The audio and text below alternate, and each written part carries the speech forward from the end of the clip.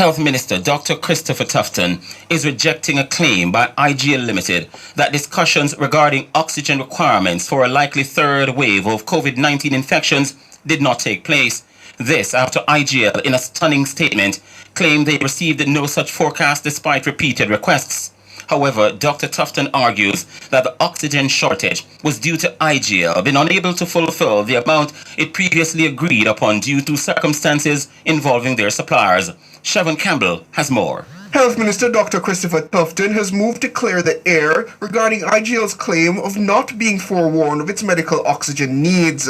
This after IGL's statement created a toxic cloud of uncertainty regarding the government's procurement of critical medical oxygen and by extension its management of the pandemic. The health minister says when projections were made of a third wave, forecasting of likely demand was done and shared with the company. We had projected at its peak to have just over 1,000 persons in hospital requiring oxygen. And from there, you can quickly calculate what the needs are. The entity in those conversations and a series of conversations indicated what they could do in terms of increasing their demand and what they would have to do in terms of importation, really shortfall, because their capacity would have been limited up to a certain point. Dr. Tufton says the break in supply was as a result of IGL having one of its own suppliers declaring force majeure at short notice and would not be able to provide its projected shipment of oxygen. They have delivered on the local capacity production or targets for the most part.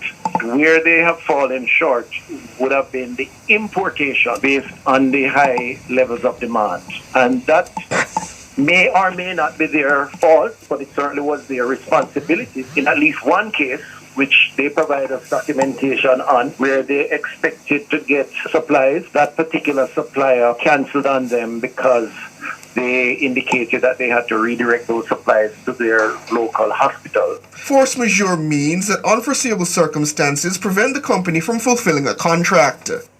The minister says the ministry also intervened and attempted to find additional supply elsewhere. He says under these circumstances he was taken aback by IGL's statement. He says the move by the company was disappointing and feeding an improper narrative which undermines the efforts of the public health experts. So to implicate by virtue of a position taken the public health team, and it's not just about me, it's about the thousands of public sector workers, the nurses, the doctors, the head office staff, the strategic thinkers who have risked their lives, who have worked night and day for the last 16, 17 months, and now to insinuate that somehow we did not inform and indirectly, therefore, we are responsible for persons who may not have made it because of oxygen shortage is downright mischievous. It's very unfortunate, and I believe it has to be cleared up. Dr. Tufton also says IGL will soon move to clarify its prior statement. Siobhan Campbell for Nationwide News. In the meantime, Dr. Tufton also clarified a statement by IGL that only one of 4 regional health authorities currently has a contract with the gas provider. He says the contracts have currently been renegotiated, but should still be in place until those negotiations are concluded. Let me explain. Contracts expire and contracts are renegotiated. The length of time it takes to renegotiate a contract varies from entity to entity. The fact is, the traditional and known custom is that until a contract is renewed or replaced, the terms of the existing contract applies, and the truth is IGL has been compensated in accordance with the contract that would have been expired, but still in effect until we can negotiate a further contract. He also argues that the government is seeking to address the concern that IGL is a monopoly supplier of medical oxygen. He says there was a fear which has now been proven of such a vulnerable position.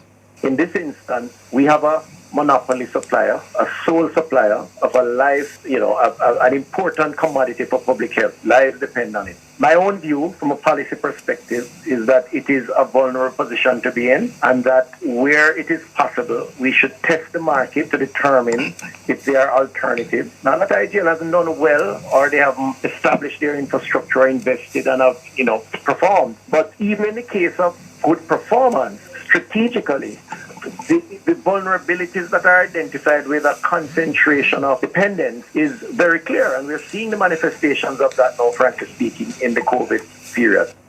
Dr. Tufton has also disclosed that during the negotiations, the company was also attempting to charge upwards of 26% more for the medical oxygen.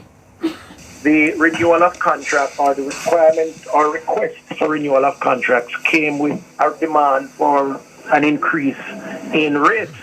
And I believe the correspondence I saw was almost 26 or 27%. So, there was a view that we should test the market to see what else was out there, not just from a standpoint of the concern about costs and the increases that were being asked for, but also the reliability or overdependence on one supplier. Now, if that is a process, and that has taken some time. Health and Wellness Minister Dr. Christopher Tufton